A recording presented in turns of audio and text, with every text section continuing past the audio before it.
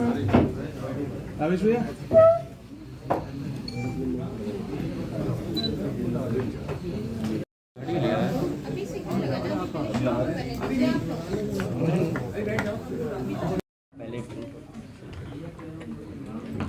देखिए, आप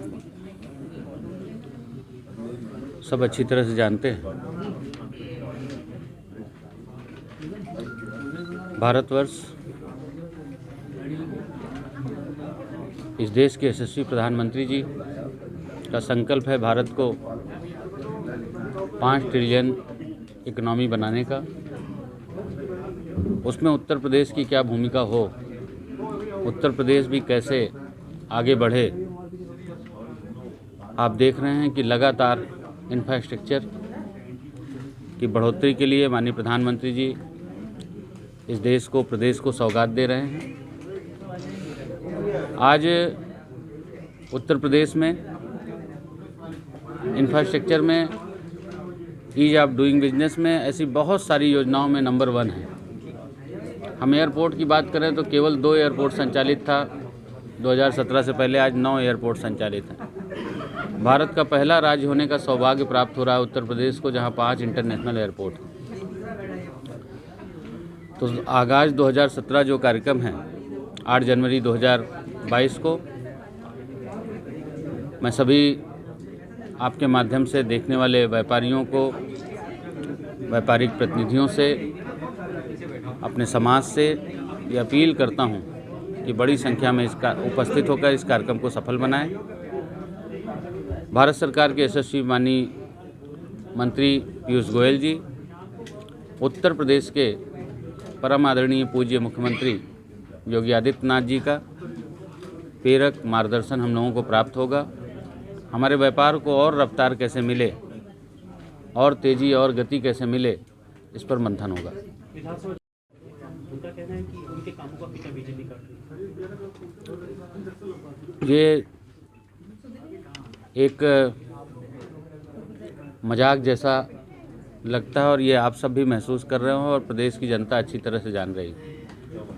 मैं जेवर एयरपोर्ट की बात करूं तो कभी बसपा सुप्रीमो उस पर ट्वीट करती हैं, कभी सपा, लेकिन आप सोचिए कि 20-22 साल में किसकी सरकार रही और आज तक उसको धरातल पर नहीं उतारा गया। जिस दिन से हमारी सरकार बनी, हमने उत्तर प्रदेश में एयरपोर्ट का जाल बिछाने का काम किया, एक्सप्रेसवे का जाल बिछाने का काम किया। तमाम इंफ्रास्ट्रक्चर आज ज़मीन पर, धरातल पर दिखाई दे रहे हैं।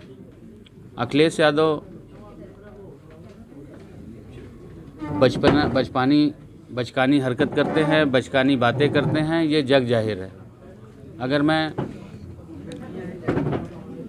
कोरोना से जब पूरी दुनिया जूझ रही थी, हमारे भारत के वैज्ञानिकों ने, हमारे डॉक्टरों ने वैक्सीन ईजाद की, उस पर भी उन्होंने माखौल उड़ाने का काम किया उनका कि हम भाजपा की वैक्सीन है, नहीं लगाएंगे। मुलायम सिंह जी को धन्यवाद देता हूं कि उन्होंने अपने बेटे द्वारा फैलाए गए भ्रम को दूर करने का काम किया और जाकर के वैक्सीन लगाई और भारत के वैज्ञानिकों का, उनके डॉक्टरों का सम्मान किया।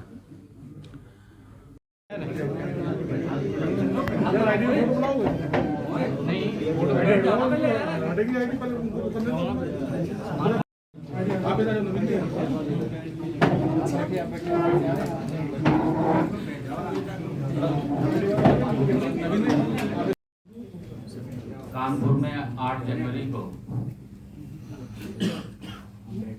आगाज एक कार्यक्रम है जिसमें पूरे उत्तर प्रदेश के,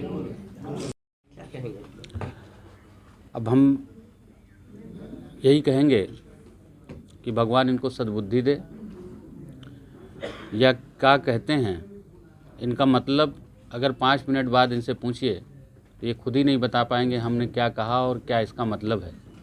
इनको तो कोई लिख पढ़ के दे देता है, अखिलेश यादव को कोई लिख पढ़ करके दे देता है, अपना दिमाग लगाते नहीं, वही बोल देते हैं। और लिखने पढ़ने वालों को भी इसी तरह सद्बुद्धि दे भगवान के, ऐसे ही ये करते रहे, हमारा काम आसान हो जाएगा। मंत्री जी, बरेली से लखनऊ के लिए कब तक उड़ान संभावित है?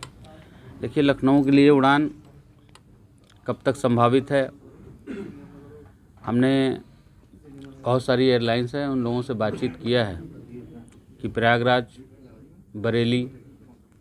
बरेली लखनऊ, बरेली बनारस, बरेली गोरखपुर, ऐसी जो इंटर स्टेट कनेक्टिविटी है ये बढ़े कैसे, इसके लिए हमने तमाम एयरलाइंस को लिखा है, पत्र भी लिखा है और उनसे बातचीत भी कर रहे हैं।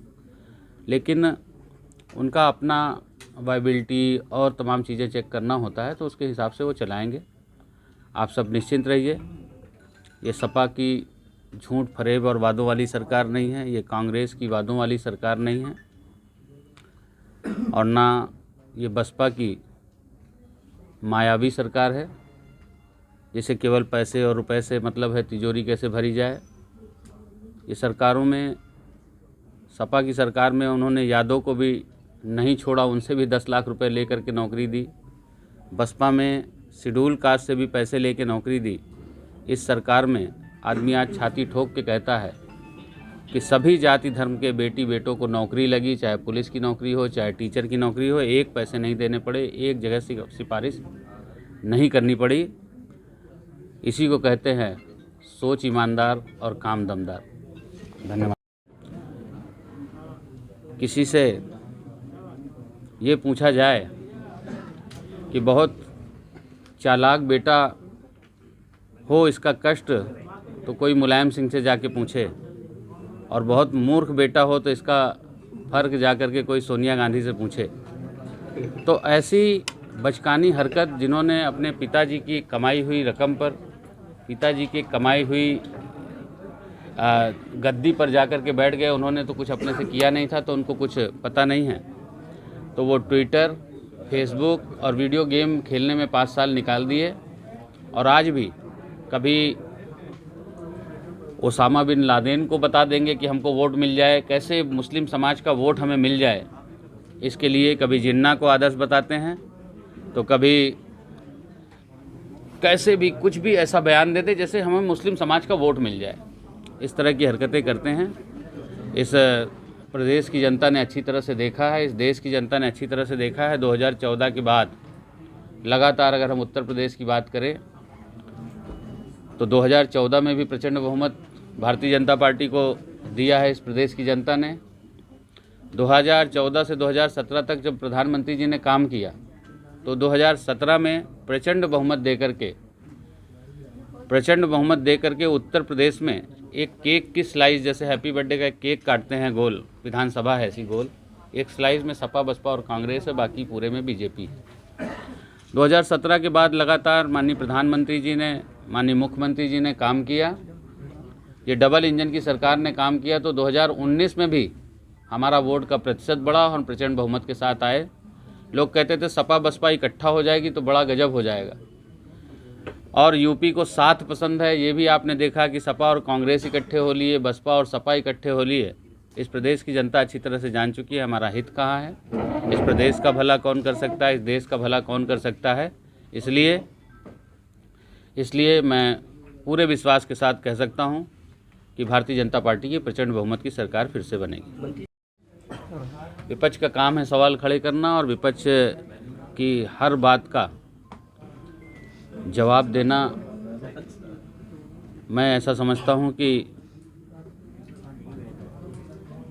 विपक्ष में आज कोई है ही नहीं है, जनता ने इनको नाकार दिया है, और अपनी खोई हुई ज़मीन को वापस लाने के लिए कुछ भी अनाप शनाप बयानबाजी, कुछ भी सवाल खड़े करना इनका काम है, और ये करते रहेंगे। जनमानस को पता है कि हमारा भला कहाँ है और हमें कहाँ वोट देना। हिंदू और हिंदुत्ववादी पे संग्राम